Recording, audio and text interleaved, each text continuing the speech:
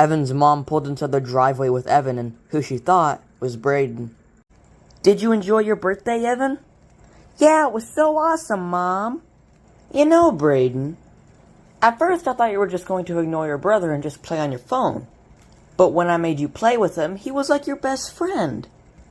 "Yeah, I guess." "Why are you talking like that?" "Sorry, my throat hurts." "Okay, then. Evan, why don't you and your brother go inside and I'll get the leftover cake and presents in the house, okay?" "Okay, Mommy."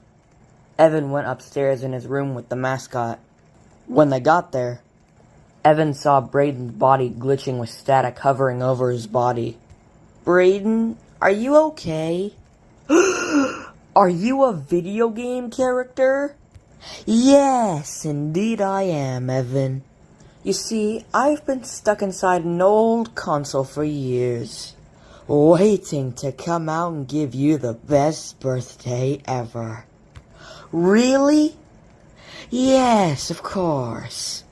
"Wait, but then, where's Braden?" "That will be for later. But now, I want you to close your eyes.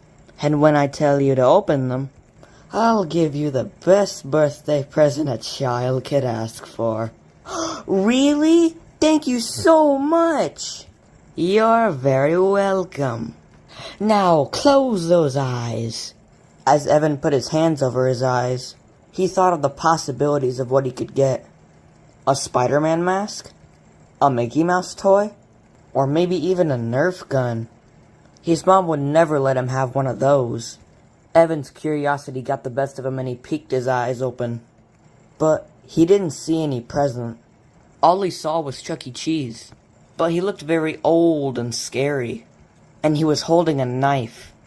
That's not something I wanted." "What'd I say about closing your eyes?" "You can't tell me what to do. Now where's my toy?" "Forget it. I guess I'll just have to finish you the hard way." The mascot grabbed Evan by his arm and raised the knife. Mommy, he's gonna kill me." "The more you budge, the slower it's gonna be." "Evan, Braden, what's going on up there?" The mascot looked at the stairs and saw Evan's mom was coming up. He looked at Evan with a deadly glare. "I'll be back for you." The mascot jumped out of the window, shattering the glass. Evan's mom ran into the room, seeing Evan crying on the floor. "Evan, sweetie, what happened? Where's your brother?" "No, Mom, it wasn't Braden. It was a video game character and he tried to kill me." She looked down and saw shards of glass all over the floor. "Evan, stay here, okay? I'll be right back." She ran down the stairs and into the backyard, yelling for Braden. She kept running around frantically and screaming like she was losing her mind. When the police arrived, they asked Evan and his mom all sorts of questions. Like where was he last seen, any odd behavior before the incident, and any ideas on his whereabouts.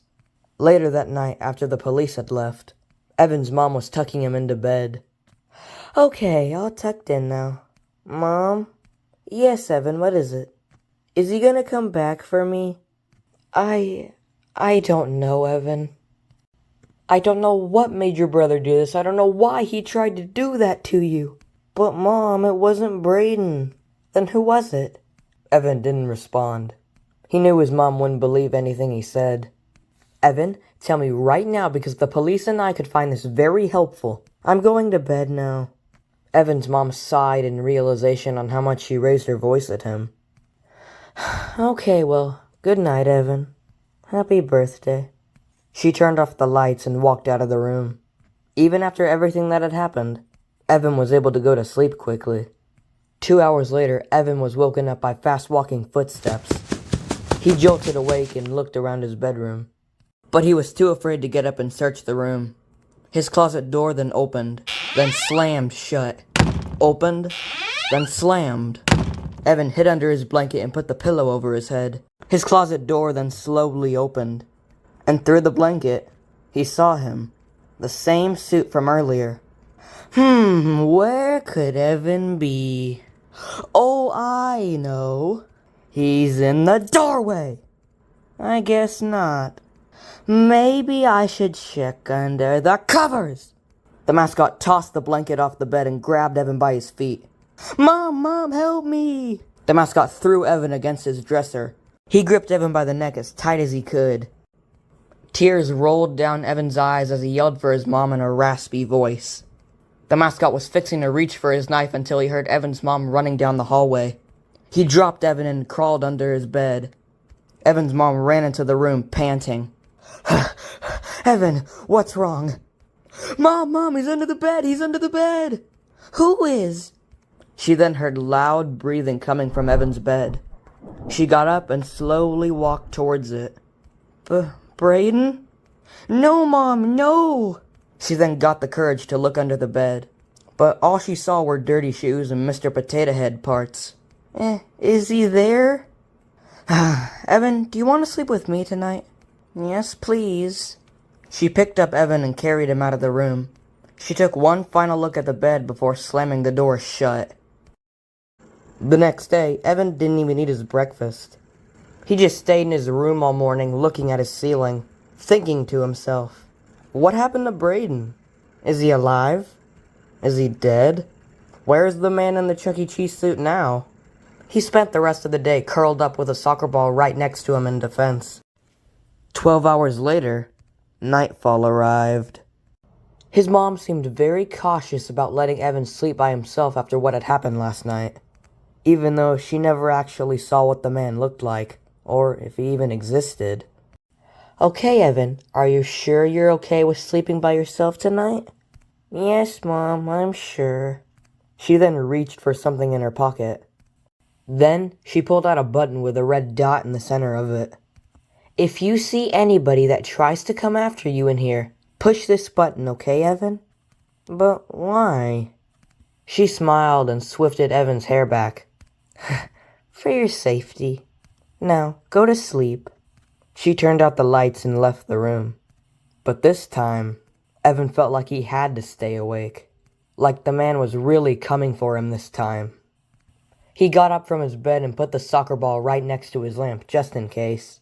He looked at his closet. No one there. He checked the hallway. No one there.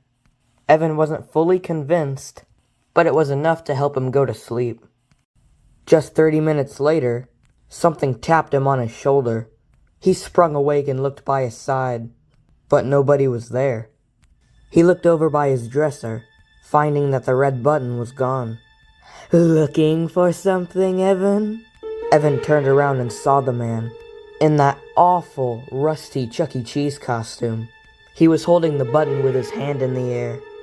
I overheard what your mother said about this little button here, and I can assure you nobody will find me. You and your mother are going to die tonight, and nobody will find me. I won't even bother with your brother. I'll just let him come home to find you all lifeless. You leave my family alone! Evan threw his soccer ball right at the mascot's face. Fighting back now, are we? The mascot sprinted towards Evan with the knife in his hand. Evan quickly dodged and kicked him in the side of his leg. You little bastard, the mascot said in a dreaded voice.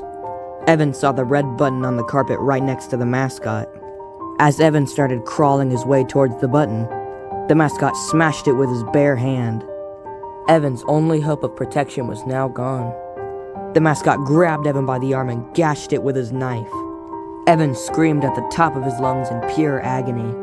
You see? It hurts, doesn't it? This is what happens when little kids like you try to fight back. Why are you doing this to me? I don't want to die. Because, Evan, little brats like you need to be taught a lesson. No wonder your brother hates you. I'm surprised he didn't finish you already. Please, I'll do anything. Don't kill me, please. I've had enough of your complaining. It's time to finish you off. Sweet dreams, birthday boy. Just as he said that, a police officer burst into the room. Freeze, scumbag! Drop your weapon now! The mascot looked up to see several police officers coming in the room with their guns pointed at him. Knowing there was no way out of it, he dropped his knife and put his hands in the air. A police officer slowly walked towards him and put him in handcuffs. Evan's mom rushed into the room seeing what was going on. An officer nodded his head at her, saying the coast was clear. She ran to Evan and hugged him like she never had. "Oh my God, Evan, you're alive, sweetie. I thought you were dying. I thought they wouldn't make it." She looked at his arm, seeing the wound covered in blood. "Oh my God, Evan, he did that to you?" Evan didn't answer. He was paralyzed in his own fear. She looked as the police escorted the mascot out of the room. Just 2 minutes later, the sheriff had walked into the room. "Hey there, you must be Evan Cole."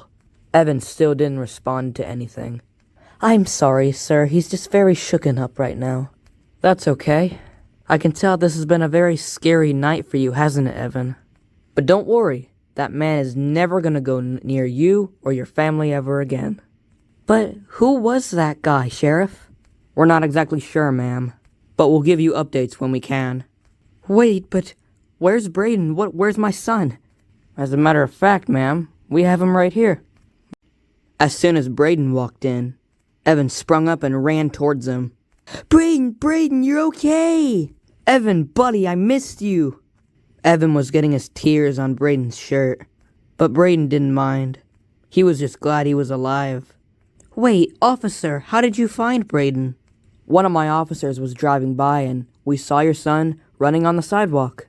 And about your son's wound, don't worry. We've got some paramedics on the way. They should be able to treat it." Thank you. Thank you so much for everything you've done." "That's our job, ma'am. Just happy everyone's okay." Braden looked by the window, seeing the mascot in the police car. "It's over. It's finally over," Braden thought to himself. The mascot sat in the police car with a smile on his face. "Oh, don't worry, you two. None of this is over yet. Because once I get out of here, I will make you suffer so much pain you'll wish you were dead." The officer looked at the mascot, laughing like a maniac. She sighed as she put her hands on the steering wheel. "What a freak show."